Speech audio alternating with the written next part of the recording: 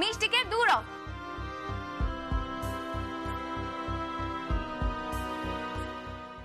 খাও খাও খাও।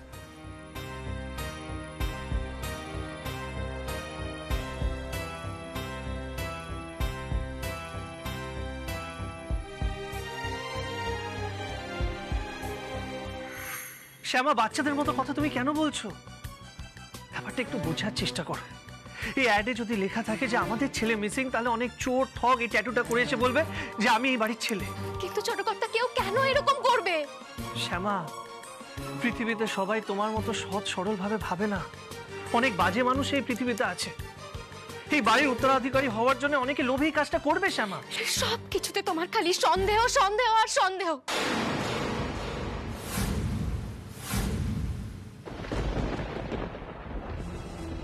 একটু আগে তুমি তো বললে শ্যামা, আমার ছেলের জন্য আমি কষ্ট পাই না, আমি তো নিষ্ঠুর, তাই না? তুমি ঠিক, আমি ভুল।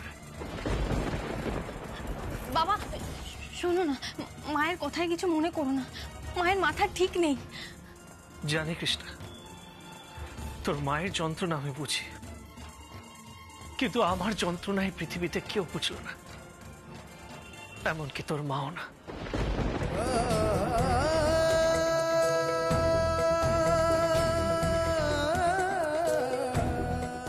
বাবা এরকম করে বলো না। আমি ঠিক বলছি কৃষ্ণা, একদম ঠিক বলছি। জানিস, হঠাৎ একদিন তোর মা ডিসাইড করলো যে ও আমাকে ছেড়ে চলে যাবে। তারপরে 18 বছর ধরে প্রতিটা মুহূর্ত আমি তোদেরকে খুঁজেছি।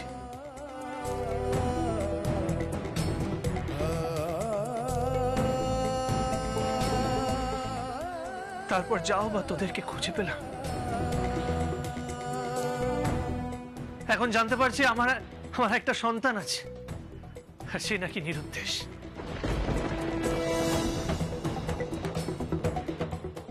তুই বল কৃষ্ণা, সারা জীবন কি আমি নিজের প্রিয়জনকে খুঁজে বেড়াবো? এটা কি আমার সাথে ঠিক হচ্ছে?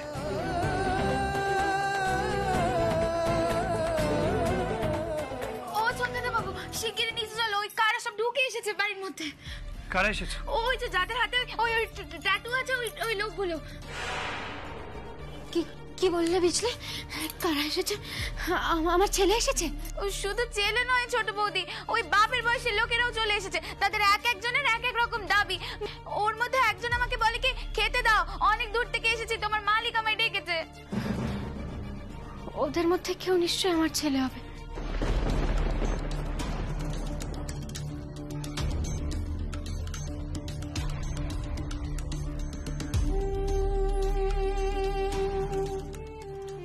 কেন কাঁদছিস?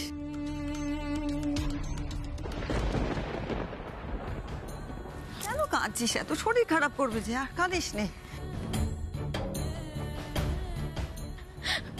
মা, ওটা আমার ছেলে। মা, আমার যে ঠিক কতটা কষ্ট হচ্ছে আমি তোমাদের কাউকে বোঝাতে পারবো না, কাউকে না।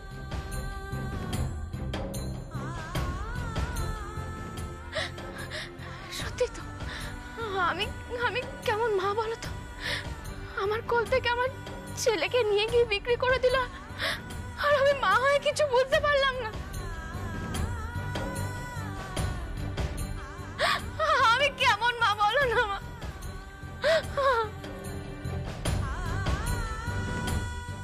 মা তুমি কেঁদো না, বাবা ভাইকে খুঁজে আনবে বলেছে তো, খুঁজে এনে দেবে তোমাকে। দেবে না কৃষ্ণা? কেউ আমার ছেলেকে আমার কাছে এনে দেবেন। আমাকেই খুঁজতে হবে, আমার ছেলেকে আমি ঠিক খুঁজে বার করবো।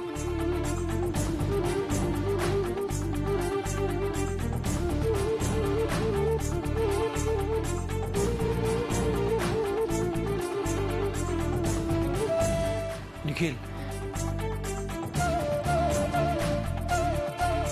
ওর মনের অবস্থাটা একটু বোঝ। ওকে দেখে খুবই অসহায় লাগছে রে।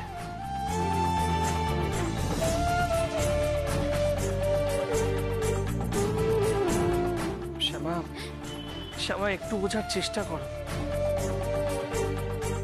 শ্যামা, শ্যামা, প্লিজ ট্রাই টু আন্ডারস্ট্যান্ড।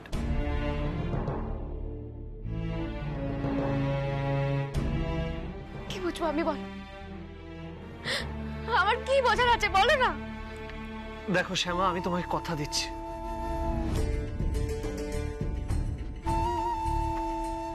আমাদের ছেলেকে আমি ফিরিয়ে আনবো। সে পৃথিবীর যে কোনো প্রান্তে থাকুক, আমি তাকে খুঁজে বের করবো শ্যামা।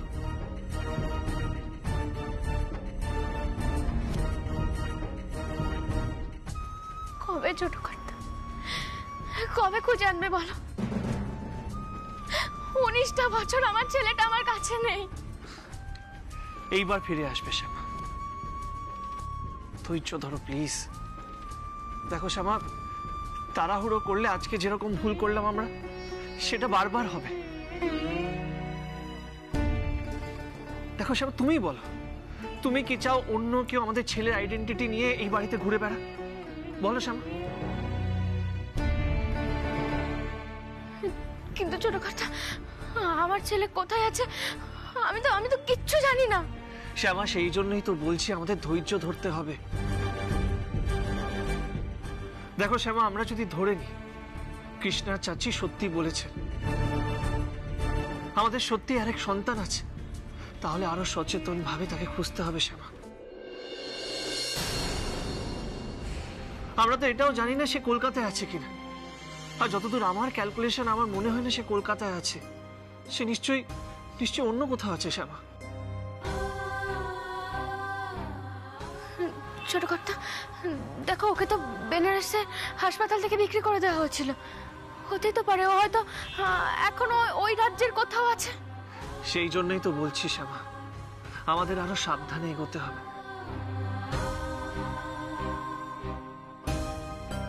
শ্যামা, তুমি নিজে কৃষ্ণকে ভরসা করো তো, আরেকবার নিজে কৃষ্ণকে ভরসা করো, দেখবে তোমার কৃষ্ণ আমাদের ছেলেকে ঠিক ফিরিয়ে দেবে।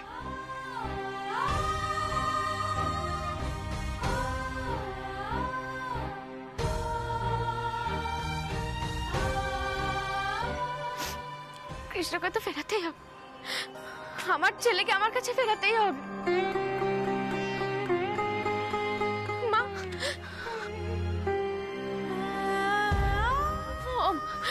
তুমি বলো না, আমার ছেলে আমার কাছ থেকে কেন দূরে থাকবে বলো? মা, তুমি বুঝতে পারছো না আমার বুকের ভেতর ঠিক কতটা যন্ত্রণা হচ্ছে। আমার নিজেকে অসহায় লাগছে মা, আমি সহ্য করতে পারছি না।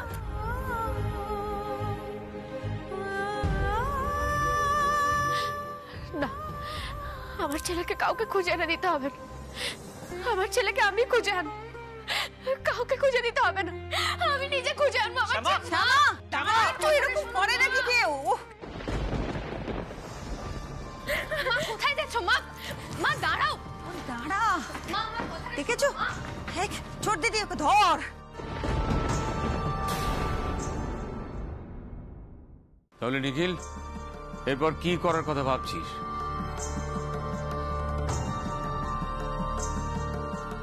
বুঝতে পারছি না বাবা, কিন্তু এইভাবে বারবার ভুল লোকজনকে ডেকে আনাটা তো সম্ভব হবে না।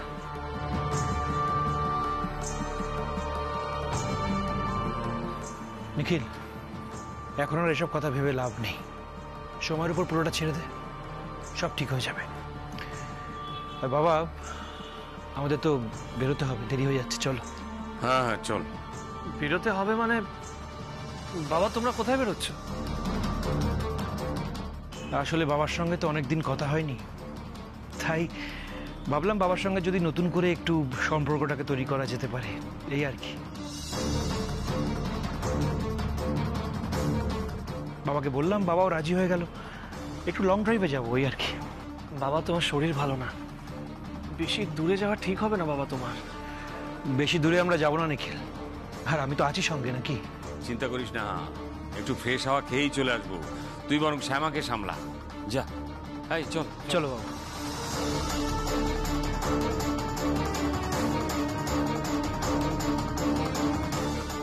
নিখিল, এখন কি করবে বলো তো? কিছু করবো না মেশমশাই, চুপচাপ বসে থাকবো, সঠিক সময় আর সঠিক সুযোগের অপেক্ষা করব।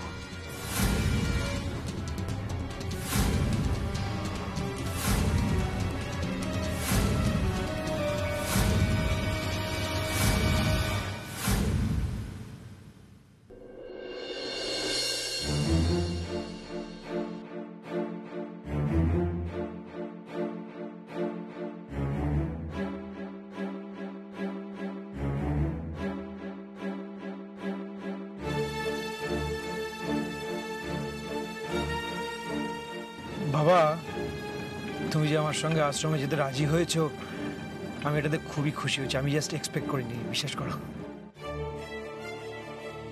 দেখ, তুই তো আমারই সন্তান।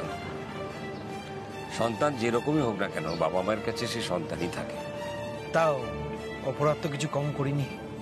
অপরাধ যেমন করেছিস তেমনি তার শাস্তিও তো পেয়েছিস। সেই শাস্তি যদি তোকে সুপথে আনতে পারে তাতেই আমাদের শান্তি। দেখ, আমি প্রথমে চাইনি যে তুই বাড়ি ফিরে আয়, কিন্তু তোর মায়ের মুখের দিকে তাকিয়ে আমি না করতে পারিনি। ওই মুন্নি দিদি ভাইয়ের কথা ভেবেও নিজেকে আটকেছি। আর তুই যখন প্রথম বাড়িতে এলি, আমি তোর কাছে যাইনি, মানে আড়ালে রেখেছি, সামনে যাইনি।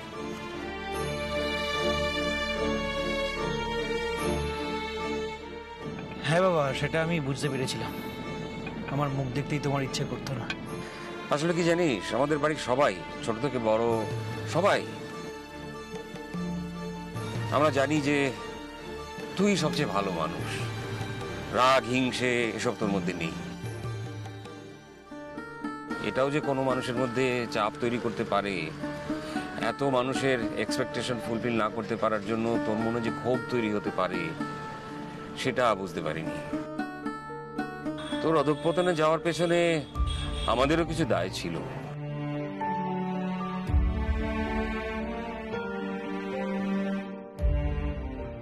যাকে এখন আর সেসব ভেবে তো কোনো লাভ নেই। তোর মধ্যে যে পরিবর্তন এসছে, সেটা যদি তোর মধ্যে স্থায়ী হয়, তাহলে সেটা তোর একার পাওনা নয়। বাবা মা হিসেবে আমরাও গর্বিত হব। কি জানিস অশোক, লোভ, লালসা, মাৎসর্য এগুলো মানুষের জীবনের অঙ্গ। এগুলো যে জয় করতে পারে সে মহামানব হয়ে যায়। তখন সবাই তার অন্যায়, অপরাধ এগুলো সব ভুলে যায়। দস্যু রত্নাকর বাল্মীকি হবার পরে তার দস্যু পরিচয়টা সবাই ভুলে গিয়েছিল। দেখবি, তুই ভালো কাজ করলে তোর ক্ষেত্রেও একই হবে। থ্যাংক ইউ বাবা, আমাকে আজকে অনেকটা কনফিডেন্স দিলে তুমি। তুই যে মানুষের জন্য কাজ করতে চাইছিস, এটা শুনে আমি খুব আনন্দ পেয়েছি। সেই জন্যই আমি তোর সঙ্গে বেরিয়েছি আশ্রম দেখতে যাব বলে। বাবা, তোমরা পাশে না থাকলে আমি হয়তো এই পরিবর্তন নিজের মধ্যে আনতে পারতাম না।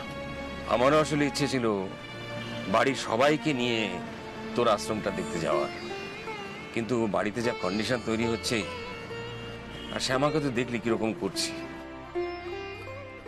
তাই আমি একাই চলে এলাম তোর সঙ্গে। এই বয়সে কবে আছি কবে নেই। বাবা প্লিজ এসব কথা বলো না। পরে আমি সময় সুযোগ করে আমার পরিবারকে আমার এই কর্মযোগ্য দেখাতে নিয়ে আসবো। কেমন? তুমি আগে দেখে নাও, ওরা পরে দেখবে।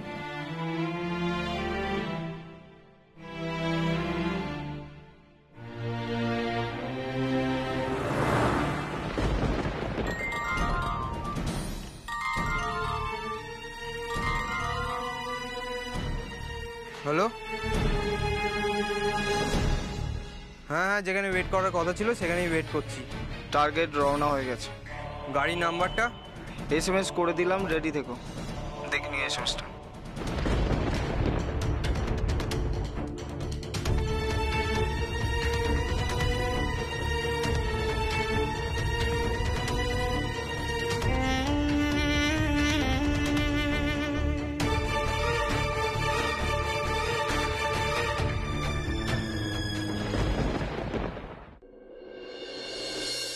এক কথা এতবার বলছি শ্যামা, তাও কেন বুঝতে পারছো না?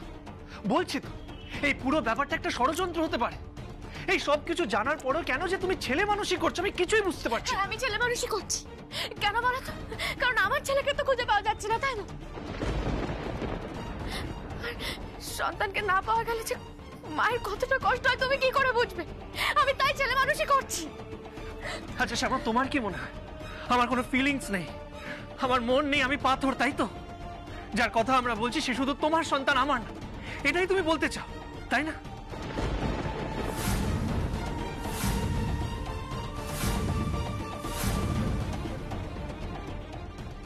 তুমি বললে বলে পেপারে বিজ্ঞাপন দিলাম, দেখলে তো কি রেজাল্ট?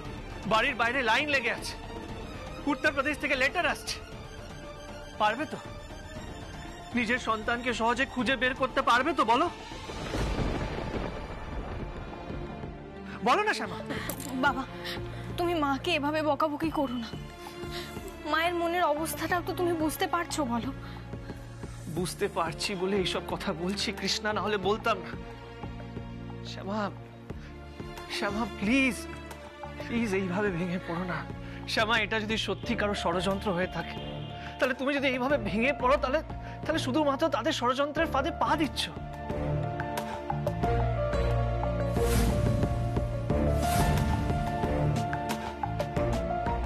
আমি একটা কথা কিছুতেই বুঝতে পারছি না ছোট কর্তা, তোমার এটাকে কেন ফাঁদ বলে মনে হচ্ছে? কেন মনে হবে না শ্যামা? আচ্ছা তুমিই বলো, রাধারানীরা লকআপে গেল, তারপরে এরকম একটা ঘটনা ঘটলো। শ্যামা, বোঝার চেষ্টা করো শ্যামা। কেউ আমাদের এগেনস্টে ষড়যন্ত্র করে আমাদের আমাদের শান্তি নষ্ট করতে চাইছে, এটাও তো হতে পারে শ্যামা। আর তুমি যেভাবে ভেঙে পড়ছো, তারা আরো আনন্দ পাবে, ভাববে যে তারা নিজের প্ল্যানে সাকসেসফুল হয়ে যাচ্ছে। প্লিজ শ্যামা, এরকম করো। আচ্ছা শ্যামা শোনো না, বুঝলাম তোমাকে কিছু করতে হবে না, যা করার আমি করবো। তুমি তোমাকে কারোর সাথে কথা বলতে হবে না, ঠিক আছে? কেন ছোট কর্তা, কেন তুমি আমাকে বারবার করে বারণ করছো বলো তো? দেখো, আমি তো মা। আমার সাথে যদি সত্যি কারোর নারীর টান থেকে থাকে, তাহলে আমি তার সঙ্গে কথা বলেই বুঝতে পারবো। আমি একবার কথা বললেই বুঝতে পারবো যে সে আমার সন্তান। দেখলে শ্যামা, শ্যামা তুমি ইমোশনালি ভাবছো, প্র্যাকটিক্যালি ভাবছো না। আর যারা আমাদের এগেইনস্টে এই প্লটিংটা করছে, তারা তোমার ইমোশনালি অ্যাডভান্টেজ নিতে চায়। ট্রাস্ট মি কৃষ্ণা, কৃষ্ণা নিজের মাকে একটু বোঝা প্লিজ। সবাই জানে সন্তানকে হারানোর কথা শুনলে কোনো মা শান্ত থাকতে পারে না। আর